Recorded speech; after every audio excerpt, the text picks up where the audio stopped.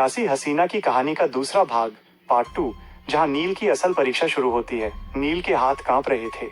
शीशे में दिख रहा वो कंकाल और उसके सामने खड़ी वो बेहद खूबसूरत माया, दोनों के बीच का अंतर नील की समझ से बाहर था। जैसे ही नील ने पीछे हटने की कोशिश की, माया की आंखों का रंग गहरा लाल हो गया। उसने अपनी कोमल आवाज में फुसफुसाते हुए कहा, नील भागो मत, तुम तो कहानियां लिखते हो ना, क्या मेरी अधूरी कहानी पूरी नहीं करोगे? अचानक कमरे की खिड़कियां जोर से टकराने लगी। नील ने देखा कि माया का हाथ, जो कुछ देर पहले तक मखमल जैसा था, अब ठंडा और सख्त पड़ चुका था। उसके नाखूनों की लंबाई बढ़ गई थी। माया ने नील को धक्का दिया, जिससे वो फर्श पर गिर पड़ा। माया कमरे में टहलने लगी और उसकी हर आहट के साथ फर्श से पुरानी हड्डियां निकलने लगीं।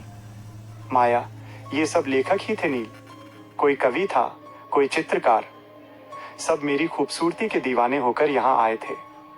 पर उन्हें क्या पता था कि इस खूबसूरत जिस्म को जिंदा रखने के लिए मुझे हर अमावस एक जवान धड़कन की जरूरत होती है। नील को समझ आ गया था कि ये रिसॉर्ट कोई होटल नहीं, बल्कि एक जाल था। उसने अपनी जेब से एक पुराना पीतल का लाइटर निकाला। उसे याद आया कि स्थानीय लोगों ने कहा था कि अरावली की प्यासी रूहें रोशनी से डरती हैं। नील ने कमरे के पर्दों में आग लगा दी। जैसे ही आग की लपटें उठी, माया जोर से चीखी। उसका असली डरावना चेहरा अब साफ दिखने लगा था।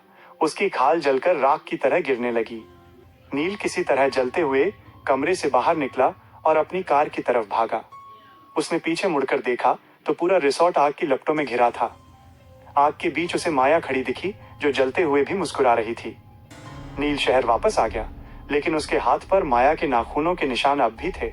कुछ दिनों बाद जब नील ने सुबह उठकर आईना देखा तो उसे अपनी आंखों में वही लाल चमक दिखी जो माया की आंखों में थी, और उसे अचानक बहुत जोर की प्यास महसूस होने लगी। क्या नील भी अब उसी श्राप का हिस्सा बन चुका है? क्या आप भाग 3 द कंक्लूजन देखना चाहेंगे?